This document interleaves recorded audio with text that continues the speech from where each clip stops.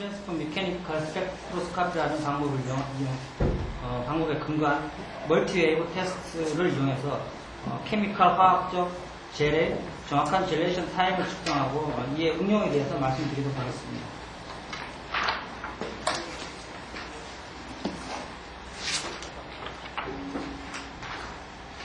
먼저 젤레이션이라는 것은 일반적으로 우리가 솔젤 트랜지션에서 어떤 트랜지션 전이 지점을 얘기하는데 스몰 몰리큘에서 거대 몰리큘이 형성되는 그때의 전이 지점을 젤 포인트라고 정의합니다. 이러한 솔젤 시스템을 컨트롤하는 팩터는 여러 가지가 있는데 저희가 이런 젤 포인트를 정확하게 측정을 해야 되는 이유는 실제로 젤이 된 이후에는 좀 공정상이 굉장히 높은 정도 때문에 실제 시간과 경험에서 굉장히 많은 에너지가 소비되기 때문에 정확한 젤레이션 타임을 측정하는 것은 굉장히 중요한 일이라고 할 수 있습니다. 젤 포인트를 측정하는 방법으로 여러 가지 방법들이 있는데 위에 있는 두 가지 방법들은 첫 번째로 위에 있는 방법들은 젤레이션 직전에 용액을 용매로 희석해서 나중에 익스트라폴레이션을 해야 되는 문제점이 있고 그리고 이 중간에 있는 부분들은 어떤 타임 스케일이 굉장히 어떤 한정된 부분에만 제한되기 때문에 실제로 이 위에 있는 두 방법들은 현재는 유연학적 방법을 보조하는 역할을 맡으며 현재는 쓰이지 않습니다. 유연학적 방법은 타임 스케일, 즉 프리퀀시를 바꿔가면서 실험할 수 있기 때문에 기기가 지원하는 굉장히 넓은 영역에서의 젤레이션 포인트를 측정할 수 있습니다.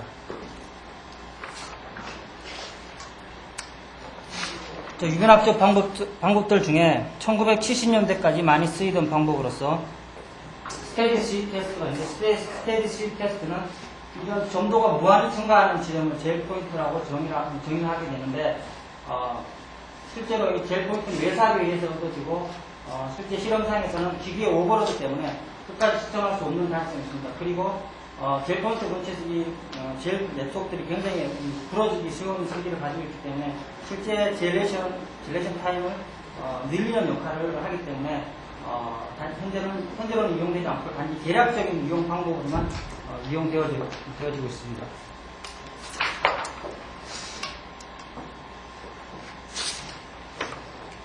그리고 1980년대까지 많이 쓰이던 방법으로 스토리지 모듈스와 로스 모듈스 크로스 오버 포인트를 젤레이션 타임이라고 정의하는데 이 방법은 역시 크로스 링크와 그리고 펑셔널 비가 굉장히 밸런스를 이루는 아주 특별한 상황이지만 이러한 식이 성립하게 되고 그리고 실제로 젤 네트워크를 형성하지 않는 어떤 인탱글된 보분자 시스템에서도 나타나기 때문에 이러한 지점이 젤레이션 타임인지 그러면 다른 것 때문에 일어나는 건지 애매하기 때문에 이 역시 또한 대략적인 측정 방법으로만 이용되고 있습니다. 하지만 스테디시 테스트에 비해서는 시도의 파괴를 굉장히 줄일 수 있기 때문에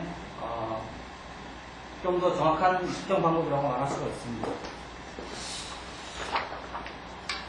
실제로 젤 포인트 이론에 대한 이론식을 성립시킨 것은 1986년 윈트에서 처음으로 이론식이 성립하는데 이거는 젤 스템셀을 나타내는 머티리얼 컨스탄트 S와 그리고 젤 익스포넨트 N을 이용해서 선형 모듈스식을 다음과 같이 유도하였습니다. 이러한 유도식으로부터 윈트는 젤 포인트 근처에서 로스 탄젠트 값이 프리퀀시에 따라서 항상 같다는 것을 규명하였습니다.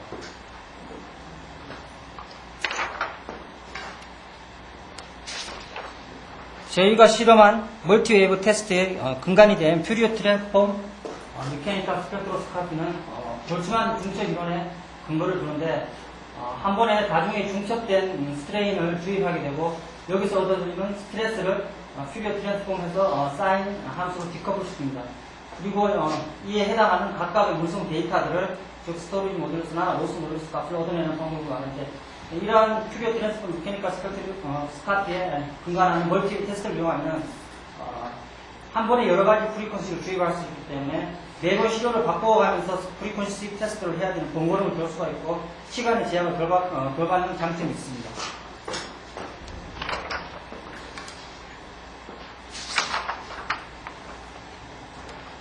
이에 저희는 두 가지 시스템을 이 젤레이션 타임을 측정하기 위해서 적용을 했는데 첫 번째 케미컬 시스템으로서 실리카 프리커스 페오스와 실랑 커플링 에이전트 그리고 코솔벤트와 솔벤트 촉매를 넣고 ARS를 이용해서 젤 포인트를 측정하고 구조 분석을 하였습니다.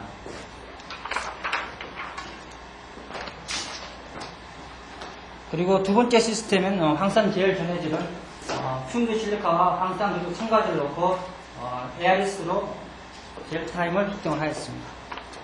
각각의 시스템의 메커니즘을 간단히 설명드리면 실리카 전구체인 테오스가 젤레이션이 되는 메커니즘 다음과 같은데 하이드로시스와 컨덴세이션 중합에 의해서 젤이 형성되는데 주로 pH 7 이하에서는 가수분의 속도가 굉장히 빠르기 때문에 3디멘sional 네트워크가 형성된다고 보고되어 있습니다.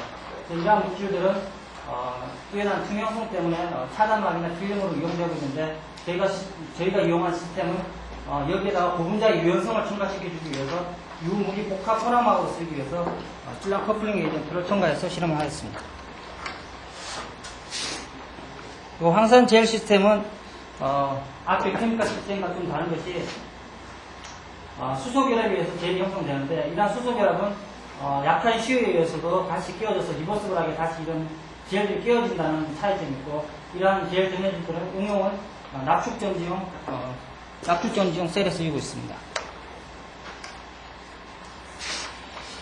그래서 저희가 사용하는 시스템이 굉장히 강산 하에서 이루어지기 때문에 기존에 있는 레오메트를 그대로 이용할 수는 없고 일단 셀을 제작을 해야 되는데 그렇게 되면 스트레인 컨스탄트와 스텝스 컨스탄트를 새롭게 캘리브레이션 하는 작업이 필수적으로 따르게 됩니다.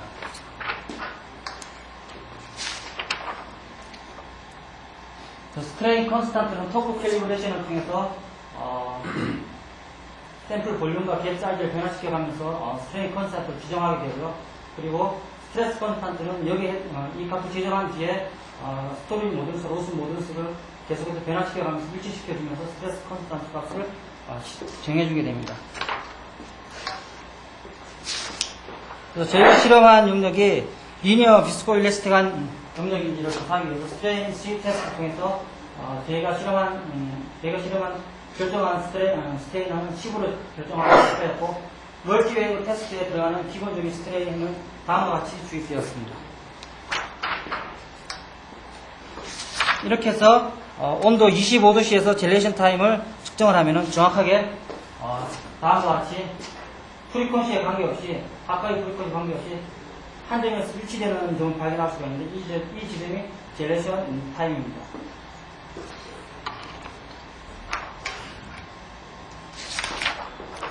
실제로 이 방법을 쓰지 않고 기존의 크로스오버 포인트나 스테디 C 테스트와의 실험을 비교를 해보면 다음과 같이 이 지점에 실제로 젤레이션 포인트 멀티웨이브 테스트를 통해서 결정된 젤레이션 타임인데 크로스오버 포인트 방법을 이용하면 프리퀀시에 따라서 이렇게 다르게 나타나는 문제점이 있습니다. 그리고 이러한 값들은 로우 프리퀀시로 갈수록 실제 젤레이션 포인트에 근접한다는 것을 알 수가 있습니다. 그래서 만약 크로스오버 포인트로 실험 값을 결정하게 된다면 하이 프리퀀시에서 로우 프리퀀시까지 각각의 시점을 수행하고 난 뒤에 외삽을 통해서 결정해줘야 되는데 실제로 로우 프리퀀시에서 굉장히 민감하게 반응하기 때문에 실제 젤 포인트와 외삽한 값이 일치하지 않는 경우가 많이 있습니다.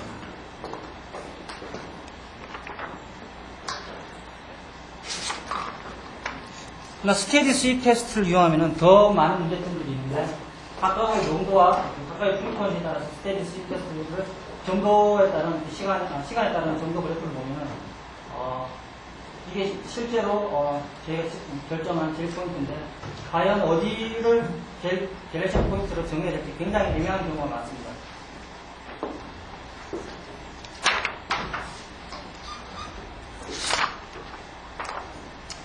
그러나 저희 시스템 또 온도를 올리게 되면은 저희가 사용한 시스템이 굉장히 다일루트한 시스템인데 온도를 올리게 되면은 브라우니안 모션에 의해서 이런 젤 포인트 근처에서 젤 포인트가 지금 한 주기가 10분 간격으로 차이가 나는데 젤 포인트 근처 몇 주기 내에서 이러한 크로스오버 포인트가 교차되는 지점이 서로 다르게 나타나는 문제점이 발생할 수가 있습니다. 이럴 때는 주로 젤 포인트는 낮은 프리퀀시에서 먼저 감지되기 때문에 저희는 낮은 프리퀀시에서 교차되는 지점을 젤 포인트라고 보고 보았습니다. 이런 디스크리트한 데이터를 처리할 때 실험 데이터를 정확하게 저희가 젤 포인트 측정하기 위해서는 약간의 실험 데이터 변경이 필요한데 이 Y축을 다음과 같이 통계적인 방법으로 처리를 해주게 되면 좀 더 명확하게 이런 디스크리트한 노이즈가 많은 데이터를 통해서 젤레이션 타임을 얻는 데 도움을 얻을 수가 있습니다.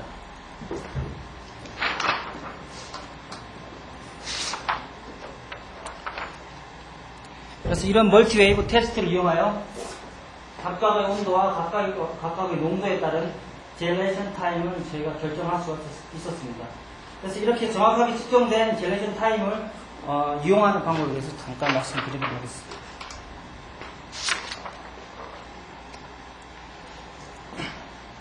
여기서 젤레이션 타임을 저희가 정확하게 측정할 수가 있으면 온도에 따른 액티베이션 에너지를 다음과 같이 구할 수가 있게 되는데 저희가 사용한 시스템에서 그래서 이 식을 이용해서 저희가 사용한 시스템의 액티베이션 에너지를 다음과 같이 구할 수가 있었습니다.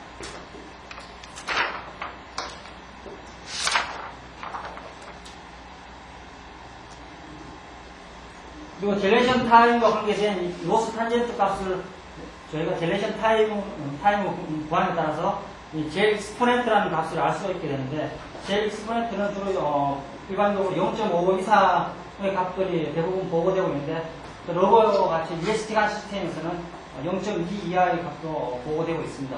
이런 젤 익스포넨트를 저희가 알게 되면은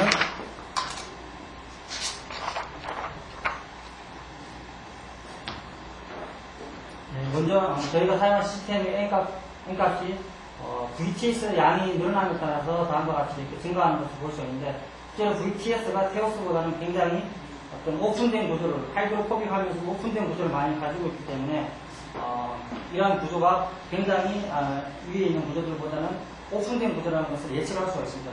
실제로 시뮬레이션 결과에 포퍼레이션 시어리와 그리고 마츠쿠마가 제안한 식에 저희가 대입을 D는 3으로 두고 대입을 시켜보면 포퍼레이션 시어리는 실제 D까지 3을 넘을 수 있기 때문에 잘 적용이 안 되고요.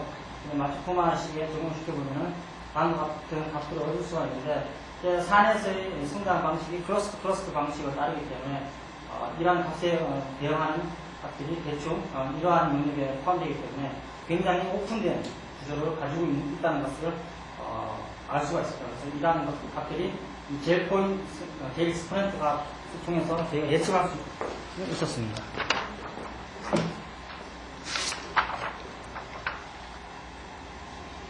실제로 셀 사진을 찍어보면은 앞에서 굉장히 젤 익스포넨트 값이 작은 거에 비해서 큰 어떤 VTS가 많이 들어간 샘플은 다음과 같이 굉장히 오픈된 구조를 많이 가지고 있고, 실제 그림에서도 본 것 같이 이쪽 구조는 굉장히 덴스하지만 이쪽은 굉장히 오픈하고 어떤 구조가 굉장히 오픈된 구조를 많이 가지고 있다는 것을 알 수가 있었습니다.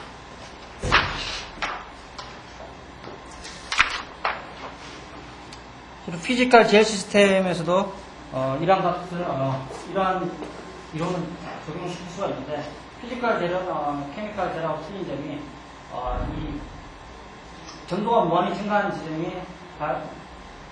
지점은 잘 볼 수 없어요. 왜냐하면 조그만 시에서도 이런 구조들이 굉장히 쉽게 끼워지기 때문에 다음과 같은 값을 얻을 수가 있는데, 여기서도 마찬가지로 어떠한 포인트를 젤레이션 포인트라고 정의를 해야 될지를 가 상당히 애매한 경우가 많습니다.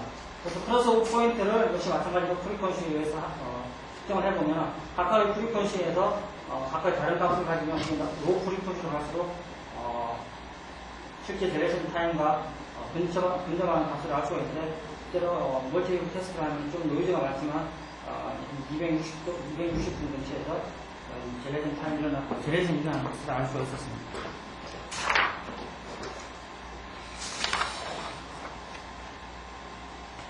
그래서 저희는 이러한 멀티웨이브 테스트를 통해서 젤 포인트를 정확하게 측정할 수 있었고, 그리고 이러한 유명학적 방법들이 실제적으로 옵티컬한 방법으로 이 젤의 구조를 정확하게 볼 수 없는 경우도 굉장히 많은데, 이러한 유명학적 방법을 이용하면 유명학적 방법을 이용해서 젤의 구조를 간접적으로 예측할 수가 있었습니다.